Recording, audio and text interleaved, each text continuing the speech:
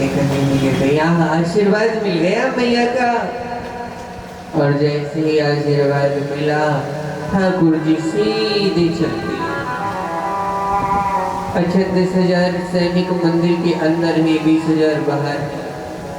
मानो सबको कन्फर्म ही कोई आवे या ना आवे, कन्हैया जरूर आवे। वो ऐसी थोड़ी चोर कहवाई भगवान जी, छोटी मोटी चोरी नहीं कि भगवान ने कह के डाका डाला है। हर जगह बोलो जैसे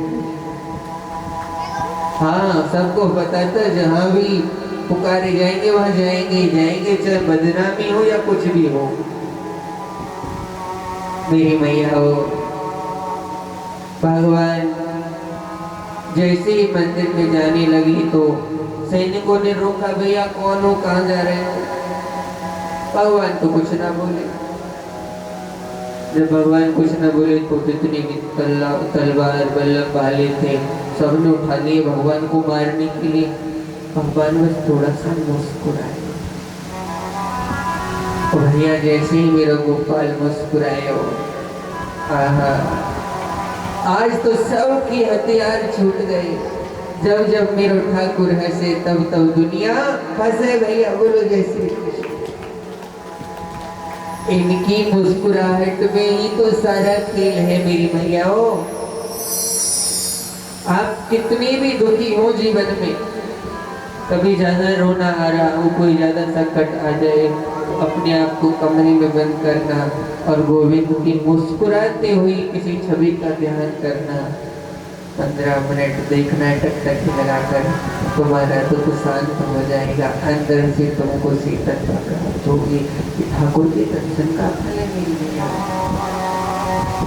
अब कोई सैनिक कह रहा भैया दूल्हा तो बहुत देखी पर ऐसा नहीं देखा। ये राजकुमार कितना सुंदर है, इसका मुकुट देखो कितना सुंदर लग रहा है, बहुत पेच है। कोई सैनिक कहता है नहीं मुकुट मत देखो, इसके कांधे पे जो कामरिया पड़ी है ना, ऐसे लग रहा है बिजली को भी मान दे रही है क्या। कोई कहता है कामरिया मत देखो, इसकी करधनी देखो कितनी सुंदर है। कोई कहता है नहीं फेंटा में लगी हुई बंसी देखो। भगवान की सुंदरता सब दिख रही, ये कोई नहीं दिख रहे भगवान कर कहा रहे। और देखते ही देखते ठाकुर जी ने रुक्मणी का हाथ पकड़ा और सीधे चल दिए, रथ में बैठाया। रथ तो बड़ी तेज जाने लगा। अब सभी जितने भी सैनिक थे सबने कहा भैया पता नहीं कौन था, कहाँ से आया, थोड़ी देर में ही हमें अपने चरणों का दास बना गया। मेरा ठाकुर ऐसा।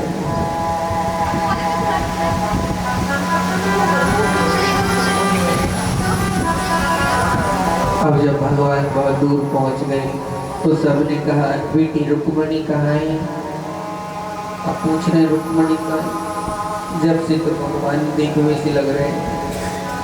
बोले अंदर होंगी मंदिर में। अब मंदिर में जाकर देखा तो पता नहीं। अरे रुक्मणी कहाँ है, रुक्मणी कहाँ है, रुक्मणी कहाँ है? सब कह रहे हमें तो पता, हमें क्या पता, हमने तो अंदर ही छोड़े हैं। एक बूढ़ा सा सैनिक बोला मैं बताऊं रुक्मणी का है? बोले कहाँ है? वो ले तो गया, बोलने को वही तुम जाके मुरली दिख रहे, जाके मुकुट दिख रहे, या कमलिए दिख रहे, वही ले गो। बोलो जय श्री कृष्ण। अरे हम इतने लोगों के बीच से ले गया, तुमने रोका क्यों नहीं? बोले भैया तुम मुरली देख रहे थे, फेंटा देख रहे थे, मन में तो मेरी भी आया कि रोक लो, पर फिर मैंने सोचा जोड़ी बड़ी सुंदर है, पहले जाने दूं बाद में बताऊंगा। शिशुपाल को पता चला, भगवान के साली साहब को पता चला, कन्हैया जी ले गई तो पीछा किया। आवाज लगाई कृष्ण अगर यशोदा का दूध पिया है तो रुक जाओ। मेरी माँ यशोदा का जैसे ही नाम लिया ठाकुर जी को माँ यशोदा की याद आ गई। ठाकुर जी रुक गए। भगवान से युद्ध हुआ। भगवान जब रुक्मी को मारने लगी ना तो रुक्मणी जी ने हाथ पकड़ लिया। बोले मेरे भैया को जानते मत मारना। क्यों? बोले तुमसे मिलने का जो रास्ता बताया है ना वो भाभी ने बताया है, और जो भाभी भगवान से मिला दे, तुम जैसा पति दिला दे, उसका सुहाग मैं कभी नहीं चाहूंगी कि नष्ट हो। भगवान बोले देखो मेरी दर्शन के बाद प्रसाद तो सबको मिलता है, जो जैसा भक्त होता है ऐसा प्रसाद मिलता है, थोड़ा प्रसाद तो देना पड़ेगा। ठाकुर जी ने आधी चांद मोड़ दी, आधी मूछ काट दी, साले सबको प्रसाद मिल गया। अच्छा रथ होता है ना, ये गांवों में भैंसा होते हैं, पहिए के बीच में कील लगानी पड़ती है जिससे पहिया निकल के ना भाग जाए। भगवान बड़ी जोर से भाग रही तो कील निकल गई भगवान के रथ की, साले साहब को सर पकड़ो और वही में ठोक दिया। अब फिर रथ चल रहा है, अब रथ चल रहा है तो ऐसे कर करके साले साहब जोर जोर से घूम रहे हैं। देख लो कैसे प्रसाद दे रहे ठाकुर जी। अच्छा पीछे से बलराम जी आ रहे थे, बलराम जी ने देखो लालाऊ बैठो है, बहू भी बैठी है, पर ये लाला के रथ में गोल गोल कहाँ घूम रहा है। अब रथ के पास पहुंचे, पहुंच कर पूछी लाला जी काहे रोए, बोले साले साहब ने। अरे लाला तो 5 फुट को है वो, कंटों में सबूत नहीं है, साले के साथ ऐसा कौन करता है भैया, ये हमारी संबंधी है, इनको छोड़ दे। भगवान बोले नहीं, मेरे रथ की कील टूट गई थी, मैंने सोचा और को लगा तो बोलो नहीं। भगवान ने निकाल दिया। द्वारिका आई मेरी नाथ।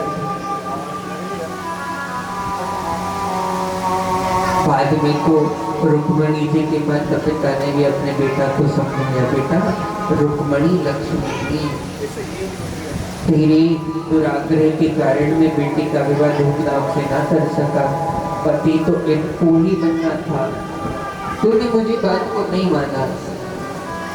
बाद में धूमधाम से भगवान ने मेरी महताओं इस प्रकार ठाकुर जी का पहला विवाह हुआ। एक बात ध्यान रखना जीवन में, जिसके चाहने वाले ज्यादा होते हैं, जिसका सम्मान ज्यादा आता है, जिसके प्रेमी ज्यादा होते हैं, उसके दुश्मन उससे भी ज्यादा होते हैं। ऐसा नहीं है आप सब लोग हमारा सम्मान कर रहे हैं, प्रेमी ही प्रेमी हैं, कुछ ऐसे भी होंगे जो मनी मनी में गाली देंगे। तुम्हारे नहीं कह रहा हूँ, तुम तो बड़े अच्छे हो, एक बात कह रहे हैं कि समाज में जिसका नाम होता है, जितने उसके प्यार करने वाले होते हैं उससे ज्यादा उससे चिढ़ने वाले भी होते हैं कि ये कैसे उठ गया। ठाकुर जी के प्रेमी बहुत हैं, ठाकुर जी के भक्त बहुत हैं, पर ठाकुर जी के दुश्मनों की भी कोई कमी नहीं। भगवान का एक शत्रु है जिसका नाम है शंभरासुर।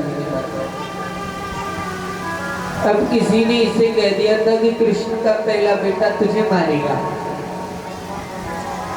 और अगर तू पहले बेटा को मार दे तो फिर तुझे कोई मार ही नहीं सकता।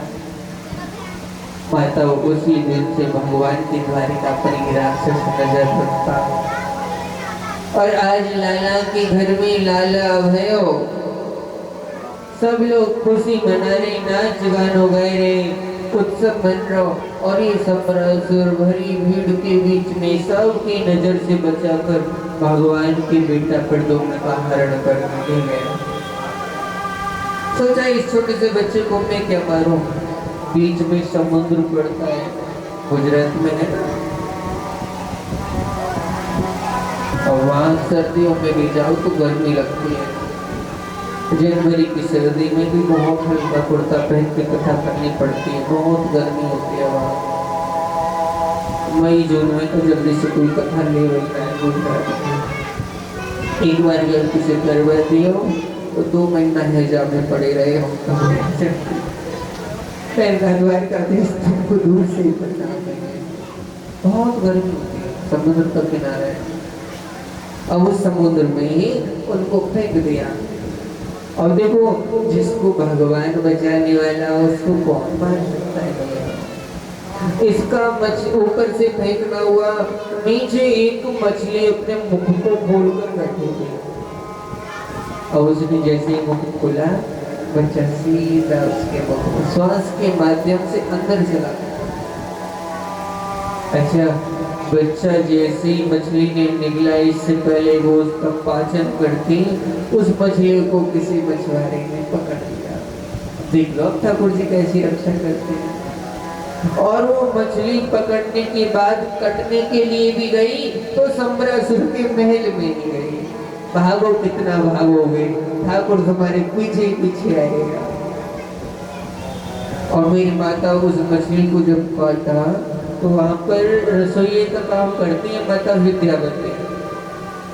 विद्यावती ने उस बच्चे को निकाला और निकालकर सीधा संबरासुर की भूल में रख दिया और बोली, देखो ये बच्चा मछली के पेट से निकला है। जिसे अभी फेंक कर आया था उस बच्चे को पहचान भी नहीं पाया मेरी माता वो। नहीं, इतना प्यारा बच्चा, अब देखो हमारे यहाँ तो बहुत बच्चे हैं, हम आकर ले जाओ, ले जाओ इसे और तुम इसका लालन पालन करो। अब विद्यावती के कोई बच्चा तो था नहीं। अच्छा, देवता है ना, इसलिए बड़ा भी जल्दी हो गया।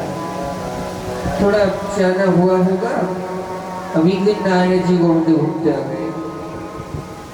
नारद की और मेरी माता की एक आदत बड़ी बराबर की हो, आज तो साथ मधु के यहाँ पता ही नहीं। पर आप सत्य मैं यहाँ जितनी माता बैठी, मैं तुमको ना को तुम तो बहुत अच्छी हो, बोलो जैसे कथा सुनने वाली माता कोई चुगलखोर थोड़ी होती थी। नारद जी के पेट में कोई बात पचती ही नहीं है मेरी माता हो, और जो माता कथा नहीं सुनते उनके पेट में भी कोई बात नहीं पचती। बोलो जय श्री कृष्ण। नारद जी आए और आकर विद्यावती से बोले, क्या हो रहा है? सेवा कर रही हूँ, बेटी कैसे मार कर रही हूँ। अच्छा, पति को खिला रही हो? बाबा तेरा दिमाग खराब है वो, बेटा है मेरा, अपने हाथों से पाला है। नहीं नहीं नहीं, ये तो तुम्हारा पति है, जिसको खिलाया हो उसको पति बताए तो कितना क्रोध आएगा। नारद जी बोली, तुम भूल गई हो, तुम पिछली जन्म में रति थी और ये तुम्हारा पति काम नहीं होता। अब तुम भगवान शिव की तपस्या भंग करने गए, तुम्हारे पति ने अपना बाण चलाया और शिव की आंख खुल गई। जब शिव तीसरी नयनी उभा, मंत जी की बेटी की, भगवान द्वारिका में रहते हैं। एक राजा और रहता है, नाम ही सतराजन माता। भगवान सूर्य का बड़ा भक्त था। सूर्य नारायण ने कोई मणि दे दी इसको, अब उस मणि में से रोज स्वर्ण निकलता था। उस मणि को पहनकर एक दिन द्वारिकाधीश की सभा में गया। भगवान ने ऐसे ही पूछ लिया, भैया इस मणि का क्या लाभ है? बोले, प्रभु इससे रोज सोना निकलता है, बहुत सोना निकलता है। भगवान ने पूछा, एक बात बताओ, तुम्हारे घर में कितने सदस्य हैं? बोले, मैं हूँ, मेरी पत्नी है, मेरे भैया, एक छोटी सी बेटी भी है। भगवान बोले, 3.5 आदमियों का पूरा परिवार है। बोले, हाँ, इतने सोने को काम करोगे? भैया अगर तुमको बुरा ना लगे तो ये मणि हमारे यहाँ रख दो राजकोष में, पूरी प्रजा का भला होगा। बुरा मान लो, मणि हमने लाई, पूजा हमने करी, दे तुम्हें दी, हम नहीं देंगे। भगवान बोले, मत दो। अच्छा, घर आया तो मुंह थोड़ा उतरा हुआ है। पत्नी से कह दिया, आज भगवान मणि मांग रहे थे, पर किसी से कहना मत, भगवान ने द्वारिकाधीश से बुराई होगी, अच्छा नहीं लगता।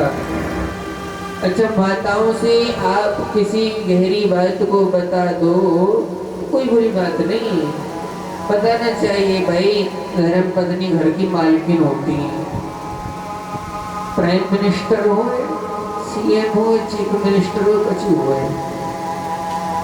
पर भैया दुनिया में सीना चढ़ाकर चलेगा। पर यहाँ पे तो हमने सुनी है सब जब बोले जब श्री कृष्ण। अब देखते ही।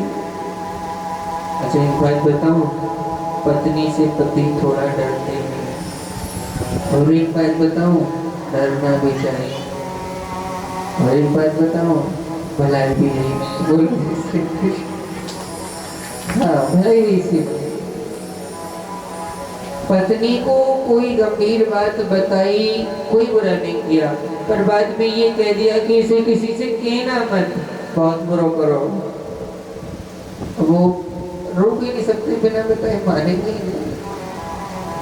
आपका हृदय कमजोर कोमल होता है, इसलिए बात रुकती नहीं है। दूसरा, महात्मा युधिष्ठिर का श्राप भी है माता कुंती को।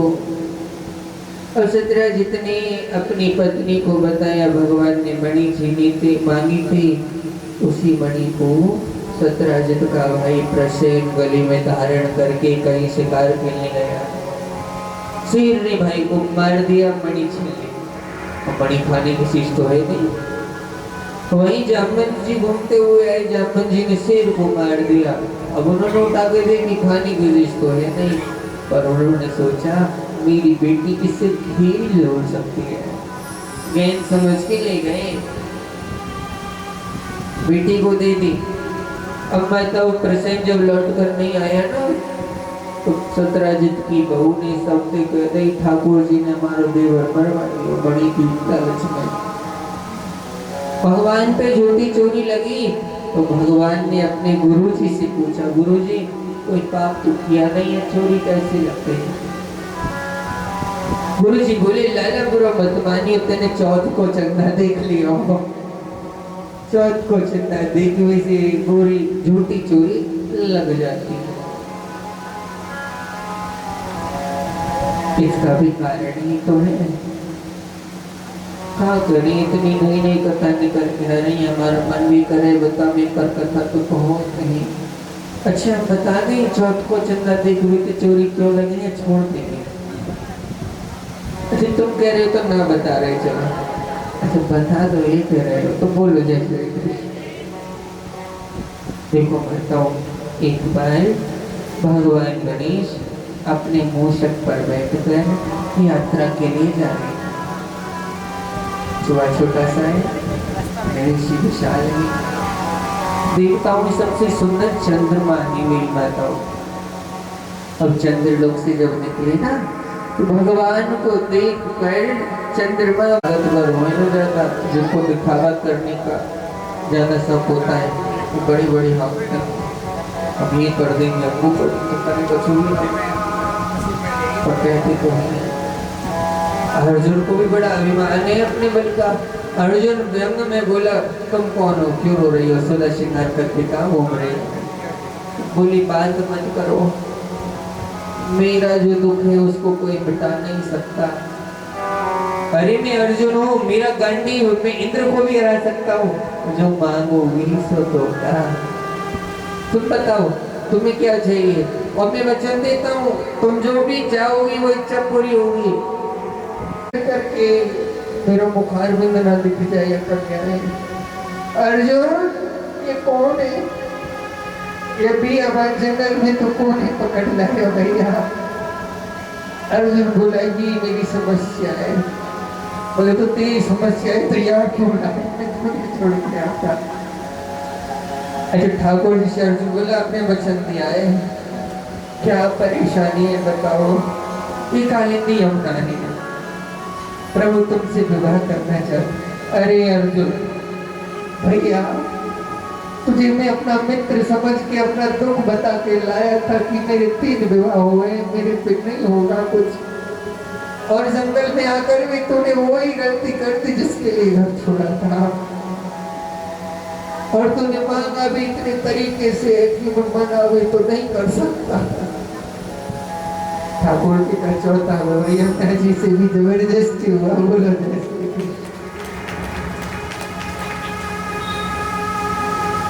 एक राजा है जिनके 2 बहनें हैं, मित्रविंदा नागविंदा। जिस समय इन दोनों बहनों का जन्म हुआ गौशाला होती है ना, उनमें बैल भी होते हैं, प्रसव देवता। दोनों बहनों का जन्म हुआ था उसी समय पे किसी गौ माता ने 7 बैलों को एक साथ जन्म दिया था। 7 बैलों को। वो बैल इतने बलवान थे कि पूरी दुनिया में इनके भाइयों ने ऐसी प्रतिज्ञा कर दी कि इन 7 बैलों को जो एक रस्सी से नाथ देगा उस योद्धा के साथ में विवाह कराऊंगा। वो बैल बड़े बलवान थे माता। पूरी दुनिया के बड़े बड़े राजकुमार आए, किसी से विवाह नहीं हुआ। बलराम जी घूमते घूमते पहुंच गए। बलराम जी बोले क्या हो रहा है? बोले यहाँ पर आयोजन हुआ है, जो इन 7 बैलों को एक रस्सी से नाथ देगा ना उसके साथ इनकी दोनों बहनों का विवाह होगा। बलराम जी बोले हमारा तो हो गया है, वैकेंसी फुल है, कोई आवश्यकता नहीं। पर वो अभिमान में बोल रहा था, धरती पर कोई छतरी नहीं बचाए, कोई बलवान नहीं बचाए। बलराम जी बोले मेरी वैकेंसी फुल है पर मेरे लाला की फुल नहीं है। लाला ने 3 विवाह किए तो 2 विवाह और कर ले, वो काम कर जाए। बलराम जी बोले लाला देखते ने अपनी मर्जी से 3 विवाह करे। बोले हाँ। हमने कछु कही ना, तेरी द्वारिका बहुत बढ़िया। बोले हाँ। एक बात हमारी माने वो हाँ। सत्य कह रहे? बोले हाँ। जो आज्ञा देंगे मानेगा? बोले हाँ। बोले तुझे 2 विवाह और करने। भगवान बोले ना, नहीं हो सकता भैया। तुम कैसे भैया 3 विवाह हो गए, तुम 2 और करवा रहे हो? भगवान बोले अच्छा बड़े की बात को काट रहा है। भैया तुम कुछ भी कर लो, ऐसा मत करो, नहीं करना पड़ेगा। तो भगवान गए, एक रस्सी से 7 बैलों को नाथा और 2 विवाह भी जबरदस्ती हो गए। बोलो भगवान के मुख्य रूप से मतलब 8 विवाह हुए। अब मैं सारी व्याख्या तो क्या करूं, वरना एक दिन की कथा तो ज्ञान भी नहीं कर सकेंगे। कुछ कमी नजर आ रही है। आशुतोष भैया कहाँ है? भैया सो रहे हो का? मैं समझ सकता हूँ आपको बड़ी नींद आ रही होगी, रात को 1:30 बजे तक बेचारे जगते हैं। पर आप नीचे आ जाइए, आज तो अंतिम दिन की कथा है। आशुतोष भैया जी, भगवान की आप पर बड़ी कृपा है जो आपको 7 दिन संत भगवंत सेवा का अवसर मिल रहा है। पर ना भैया लोगों को तो फुर्सती नहीं है। बोलो जय श्री कृष्ण। आजकल अभी भी कितने बिजनेसमैन होंगे जो सिर्फ अपने बिजनेसों को संभाल रहे होंगे, जिनके पास समय ही नहीं होगा। आते भी होंगे तो मुंह दिखाने के लिए आते होंगे बस। क्यों? उनकी गलती नहीं है, उनका भाग्य कमी हो रही है। ठाकुर ने उनको अभी अपने लायक नहीं बनाया है। जिन्हें अपने लायक बनाते हैं वही 7 दिनों तक कथा में पूरा समय दे सकते हैं। बड़ी माता अब भगवान के 16,100 विवाह और शेष हैं। एक भ्योमासुर नाम का असुर है माताओं, बड़ा बलवान है, जगह जगह जाकर कन्याओं का हरण करके लाता है। जिस राज्य में सबसे सुंदर कन्या होती उसे हरण करके जेल में डाल देता। बलवान था तो कोई हरा भी नहीं पाता। और इस कम्बख्त के मन में ऐसा विचार आया कि 1 लाख है जाएंगी तो एक संग विवाह करेंगे। 1 लाख जब 16,100 कन्याएं हो गए ना तो उनको बड़ा दुख हुआ, बेचारी रोकर उन्होंने भगवान कृष्ण के पास किसी महात्मा को भेजा। बोले अब जाकर प्रभु को बताना हम इस दुष्ट की कारागृह में बंधे हैं। बताओ। संत छुपते छुपाते द्वारिकाधीश के पास पहुंचे, द्वारिकाधीश को बताया। भगवान सम्राट भ्योमासुर के कारागृह में आए, भ्योमासुर से युद्ध किया, सभी कन्याओं को आजाद कराया और भगवान बोले देवियों अब तुम जाओ, तुम आजाद हो। पर जैसे ही जेल से बाहर निकाला वो कन्या आंखों में आंसू भर कर हाथ जोड़कर खड़ी हो गई। केशव हम ऐसे अभागा नहीं जो एक दुराचारी राजा के कारागार में बहुत समय तक बंदी रहेगी। लोक लाज की डर से कोई भी माता पिता हमें स्वीकार तो नहीं करेगा। जो किसी दुष्ट के यहाँ इतने दिनों तक रही हो, उन्हें माँ बाप कैसे स्वीकार करेंगे? डर होता है लाज का। और माता पिता ने स्वीकार कर भी लिया तो कोई भी सभ्य पुरुष शायद हमें स्वीकार ना करे। अब ऐसे में दो ही रास्ते रह जाते हैं, या तो किसी कुएं तालाब में कूद कर हम अपने प्राणों का प्राणांत कर दें, या नारी धर्म के विरुद्ध चले जाए। और जब मेरे प्रभु ने सुना कि इतनी कन्याएं एक साथ मेरे सामने प्राण हत्या करेंगी, तो बहुत बड़ा पाप लगेगा, कलंक लगेगा, फिर मेरे ईश्वर होने का क्या लाभ रह जाएगा। और एक साथ इतनी नारी अगर नारी धर्म के विरुद्ध चली गई, वैश्यावृत्ति पर आई, तो कलयुग आते आते समाज में वैश्याओं की गिनती बहुत बढ़ जाएगी। अब तो भगवान संकोच में पड़ गए और भगवान बोले, देवियों तुम ही बताओ तुम चाहती क्या हो? सभी स्त्रियों ने, कन्याओं ने हाथ जोड़कर कहा, हे द्वारिकाधीश, तुम्हारी द्वारिका बहुत बड़ी है, तुम्हारी द्वारिका में तुम्हारे ही चरणों में हमें थोड़ा सा स्थान दे देना, तुम्हारे चरणों की भक्ति करके हम अपने शेष जीवन को काट देंगे। नारियों को मृत्यु से बचाने के लिए नारी अपने धर्म के विरुद्ध ना चली जाए, इस समाज में गंदगी ना फैला दें, इतनी नारियों के सम्मान की रक्षा करने के लिए मेरे गोविंद ने एक ही पंडाल में उन सभी कन्याओं के साथ विवाह किया, किसी शौक में नहीं किया। बताओ, और लोग हंसी उड़ाते, मजाक उड़ाते हमारे भगवान का। हमारे घर में एक पत्नी होती है, कभी कभी हम उसका भी पूरा सम्मान नहीं कर पाते। माफ करना मेरे भैयाओं, मैं कितने पिता भाइयों को जानता हूँ जो शराब पीकर अपनी पत्नियों का अपमान करते हैं, अपने घर की स्त्रियों का अपमान करते हैं। एक बात याद रखना, तुम्हें धरती पर लाने वाली भी एक स्त्री है और तुम्हारे जीवन को चलाने वाली भी स्त्री है।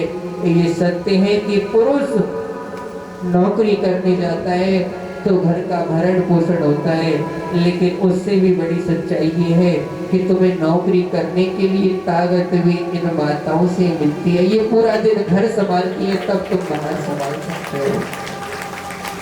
मेरी माताओं की ममता महान है। भगवान के इस प्रकार 16,108 विवाह हुए माताओं।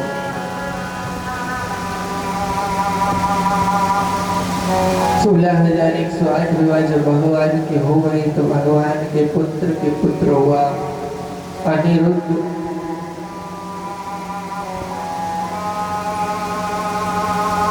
प्रद्युम्न के पुत्र अनिरुद्ध हुए। मेरी मैयाओं, आज भगवान को 101 वर्ष हो गए हैं माँ यशोदा से मिली हुई। परसों की कहकर आए थे ना गोपाल, वर्षों बीत गए, लौट कर नहीं गए, और आज 101 वर्ष पूरे हो गए हैं।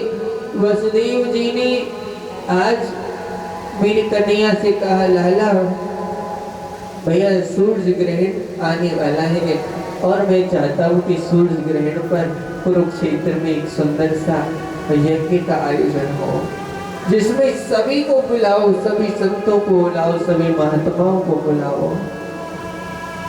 मेरी माताओं,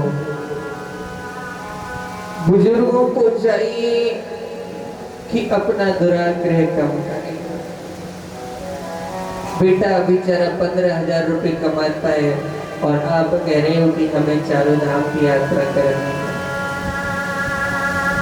बेचारा 15,000 में घर का खर्चा चलाए, बीवी का पालन करे, बच्चों का करे, आपको चारों धाम घुमाए।